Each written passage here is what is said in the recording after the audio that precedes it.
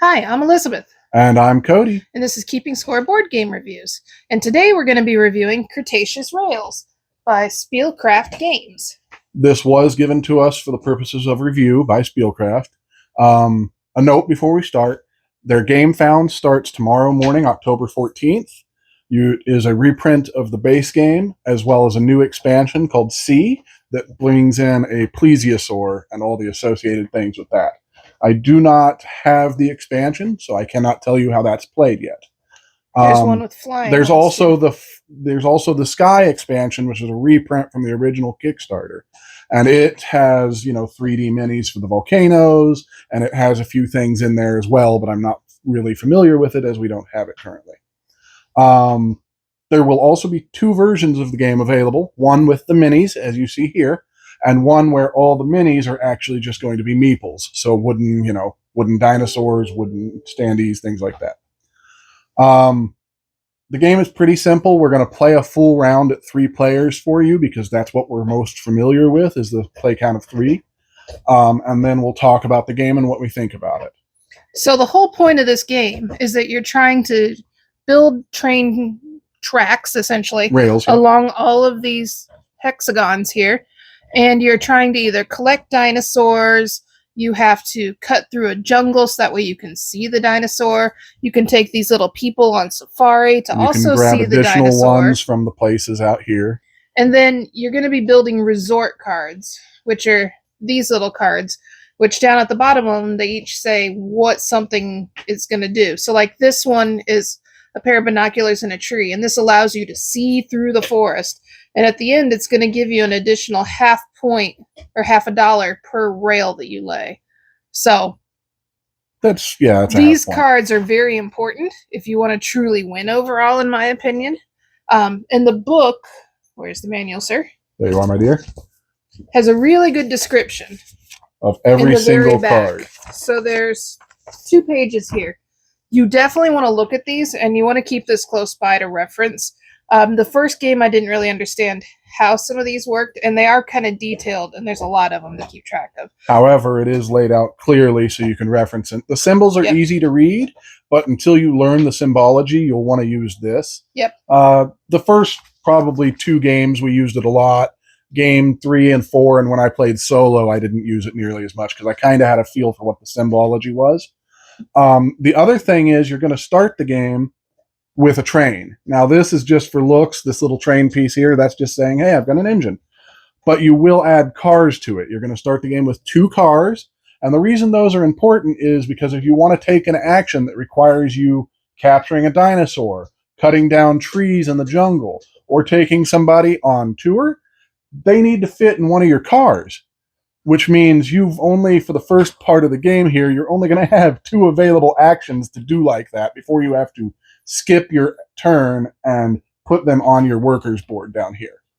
Go ahead and explain the stars if you would, dear. So the stars right here, you start out with an automatic X number of points. As you collect dinosaurs, your star moves up. And it's really important in the end game because these cards, so like this card requires a red guy and a Tyrannosaurus Rex. So it'll have a Tyrannosaurus Rex on this card. If your Tyrannosaurus is not on the card and is instead in your holding area, you only get half the points that it's worth. So it's really important to maximize your points, but then to get those same dinosaurs over and onto your cards. And that's where I commonly make my mistake, is I won't build enough resorts that require dinosaurs, and then I lose half my points before we've even started. The other thing of note is your resort can be 3 levels on the right side of your player board. And if you build something in layer 1, you have to build in that layer only during that action. And you cannot do 2 or 3 until you've laid at least 1 card below it. Yeah, so like this card, for example, allows you to lay 2 trains. But if you're on the first level, you get just +1. If you do it on the second level, it's +2. So you're going to get 2 more in addition. Versus on the third level, you're going to get +3. So the higher up in your levels, the more rewards you're going to end up getting if there's rewards associated with it. The other 2 things of note before we start are this board here. This has the cards that you can actually purchase during your turn. If you want to clear that row, you can move a tourist to this spot on your player board, and that allows you to clear one of those 2 rows and put 4 new cards down. I've never actually done that, but I'm sure it's useful to some players. And then my favorite part of actions is you're going to use your little executive tokens here with your company emblem on the bottom. These are nice little wooden pieces. And you're going to choose actions 2 at a time. So you get 8 actions in a round, but you have to do them 2 at a time, so you get 4 turns. So the other thing I really like, don't mind the giant beast behind me, is this action board is randomized each round because these tiles get shuffled and placed back out. By doing so, you always take 2 actions per turn. So here, I would go and I build 2 more cars, and then I can construct one of these cards. And that is what those actions would do. So as we play, this is where we're going to figure out what actions we're allowed to do. All right, so why don't we just get started? So we're going to play around for you to show you, and then we'll talk about our feelings on the game. So as first player, I'm going to go first. I think I want to place 2 more rails.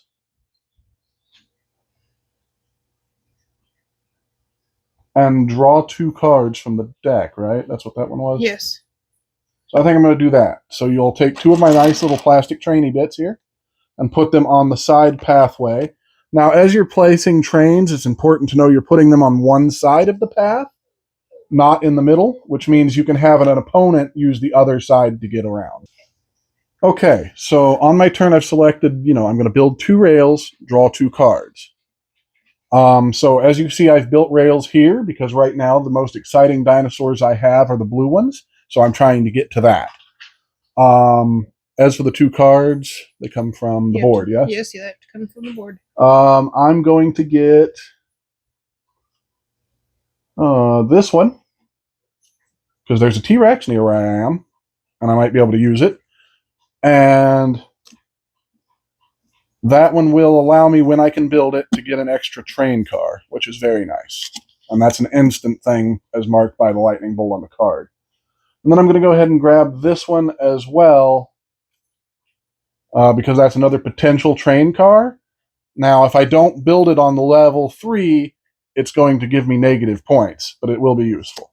All right, so put out the 2 new cards. So 2 new cards are going to come to the board. And then I'm going to go ahead and play my son's turn. He would usually be the 3rd player with us, but he doesn't come on camera. So he's going to do... He's in the perfect spot for his dinosaur. So he's going to capture a dinosaur and clear some forest. Well, that won't help him. He'll capture a dinosaur and build 2 rails. So you can take that action in either order. So I'll go ahead and let him build 2 rails first. Which will go right here and right here. And he's going to capture the Triceratops, which is going to go on his train car. Now, as you can see, strategically speaking, that means that when he goes on tour, there's no longer a Triceratops there to be exciting. So he's chosen to take a resource to use for construction rather than use it for the excitement level. All right, I would like to build 2 rails and capture a dinosaur also. All right, so she's going to go ahead and play on that side of it, which gives her those 2 actions. I would like to go straight up past the T-Rex. Here's an example of what I said about playing on the sides of the hexes, because she can still use that. In that direction, yep. And All then right. For my capture, I'm going to take the T-Rex because I know that Cody wants a T-Rex and that he's by it. You're so mean. She's really not, but she plays harsh. For a new gamer, she's harsh. All right, for my next action, I'm going to go ahead and see on the blue guys here. Don't mind the dog. Oh, hello, buddy. I'm going to go ahead and capture and do the forest clearing. So I'm going to clear the forest from this blue dinosaur, Parasaurolophus, I believe is what those are called. And that's going to go on my train. And then I'm also going to capture the Parasaurolophus. I'm sure I'm butchering that. I was never able to say it even as a kid. So that's my turn. Okay. For my son's turn, he would probably do something random, but we'll try to be a little more strategic here. He is going to build 2 rails and clear a forest, because that's going to be most advantageous to him, I think. Wrong one. So he's going to build rails here.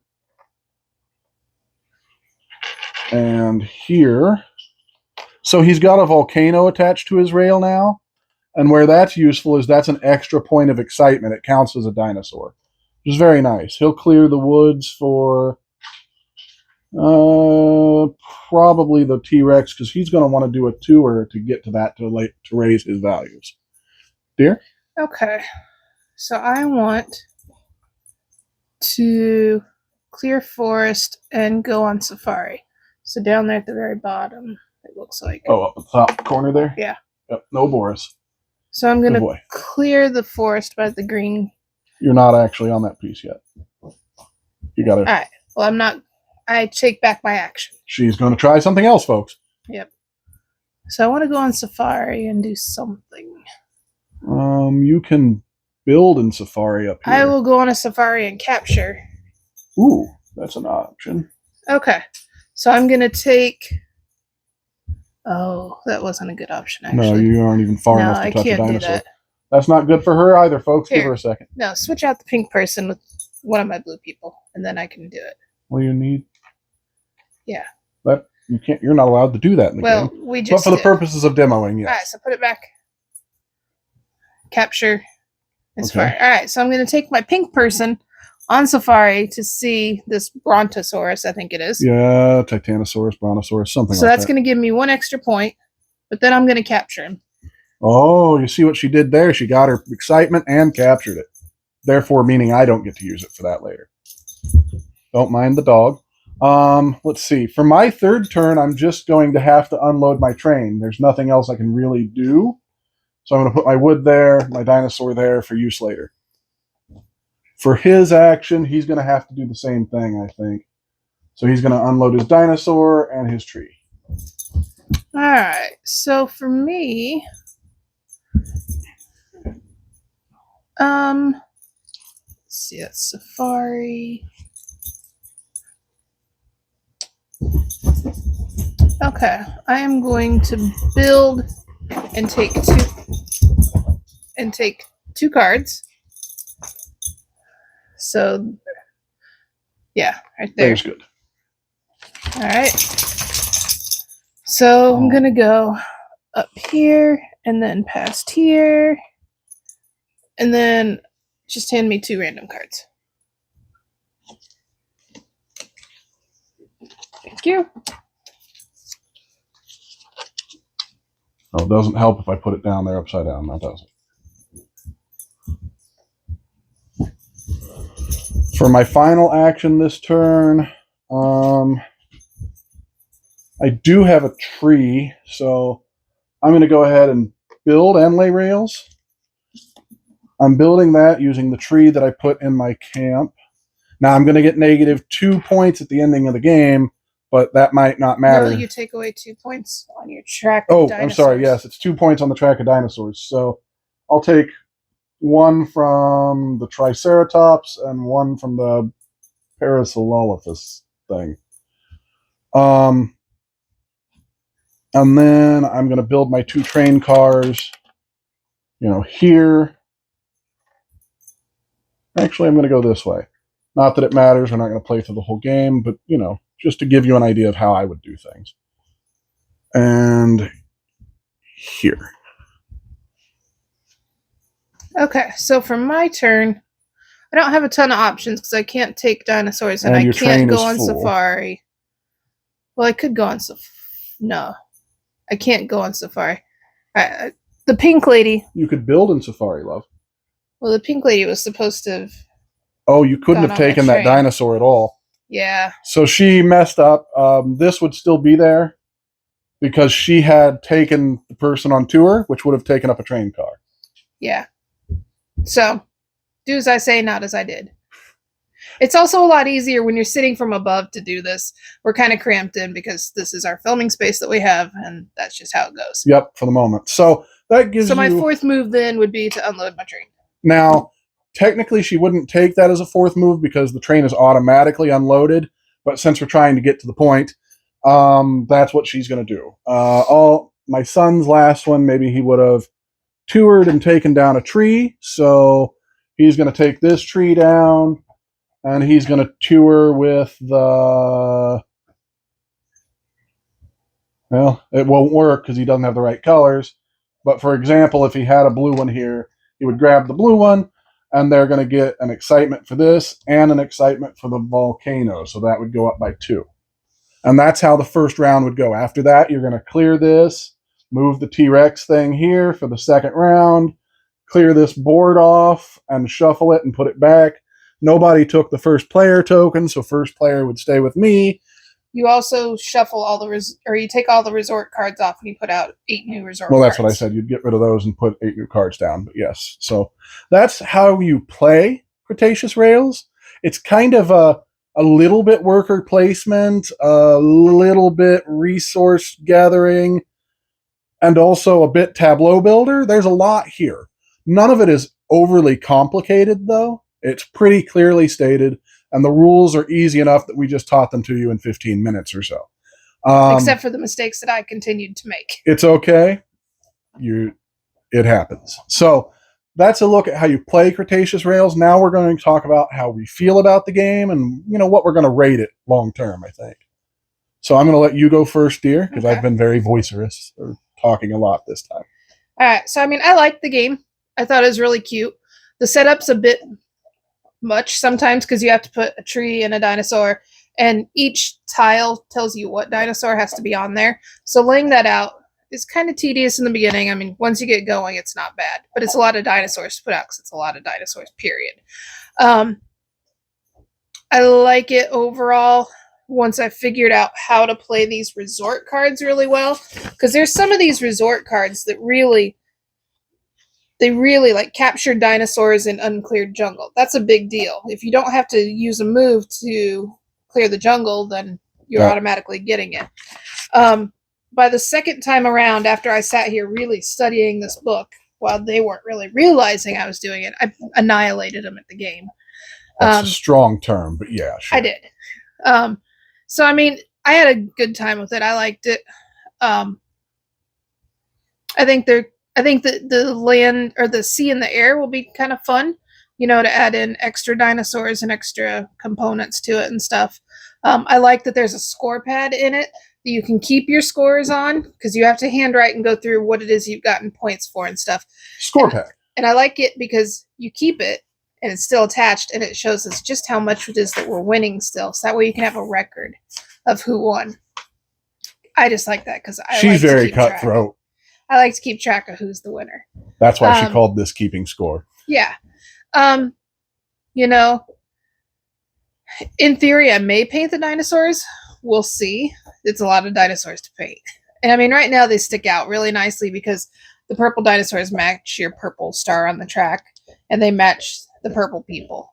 Which means if you paint them, you'll want to keep some vestige of that color. Yeah. Whether it be by leaving the bottom unpainted or by using a pink color for the dinosaur. Yeah. But painting is, we'll worry about that later. Yeah. But, otherwise, I'd give it probably a pretty solid 8.5. Yeah. I played it not only with her and my son, but I also played it solo. The solo game works pretty well. It's programmed nicely. There's a deck of cards you use that tells you where to place the AI's little executives on there and what actions they do. It was fun. I don't prefer it solo by any stretch. I always enjoy it more when I'm playing with other people, but the solo mode is perfectly good. You'll enjoy it if that's what you're buying it for. As far as the game is concerned, I really like it. I like the puzzles that are constantly thrown at you with this game because, you want to do all the things. There's a bunch of stuff you have to do to build your cards and get your points, and you're always thinking about the end game because you're going to have to score those at the end, but you're also trying to think about what you're doing right now. And that puzzle is really compounded by the different moving parts. I need trees to not only clear the dinosaurs so I can see them on tour, but also to build the cards and to get past the score thresholds on excitement. I need, dinosaurs, but I also need them for the tour, so it's a lot of give and take. You've really got to think about the puzzles, and I'm surprisingly, that is awesome to me. I have learned more recently that I really like puzzles in my games. It was easy enough that my 11-year-old, who's not great at paying attention sometimes, it was easy enough that he could learn it, play it, and enjoy it. And he played, 2 or 3 times with us the last time he was over. He really liked it. And I really like it. And it's a great middleweight game. It's not overly complex. There's not so many moving parts that your brain melts, but there's just enough to make it interesting every time you play. I give it an 8.5. I'm really excited for the expansions. So when the Gamefound comes up tomorrow, that'll be the first thing I look at is, how do I get the expansions? The game will have, like I said, a meeple version where all these plastic bits will be wooden, and therefore the game itself, that version will be cheaper. I don't know what they're planning to charge on the Gamefound just yet, but I know that the average price this game was going for online was around $100, which sounds about right. But don't quote me on that, because once again, that's not the Gamefound. That information hasn't gone public as of this recording. I would give it an 8.5. I almost wanted to give it a 9, and maybe the expansions will push it over that threshold, but an 8.5 is a pretty excellent score for this, I feel. We've enjoyed it every time we've played. I'm excited to play it again, which, considering that I reviewed it, means that I really do like it, because I just doesn't matter. I want to play it again because it's fun. So I hope you've enjoyed that. I know the video is a little long, but we wanted to let you know how it played and tell you as much as we could. And sorry about some of the random cuts. The dog, when you have a 5-month-old puppy that's almost 60 pounds, he has a bladder of a flea. So he has to go out a lot, and he's been very whiny recently. Don't forget down below to hit like and subscribe, and follow us on all the social medias, because once we get up to 100 subscribers here on the channel, give away a game. We'll give away something. It's not going to be a little game. It'll be a good-sized game. So definitely hit like, subscribe, and hopefully this has helped you decide that you too need Cretaceous Rails in your life. You really do, because it's an excellent game. Nothing else that I've played is quite like it, so it really stands out. So that's it for this week. Thank you so much. Take care.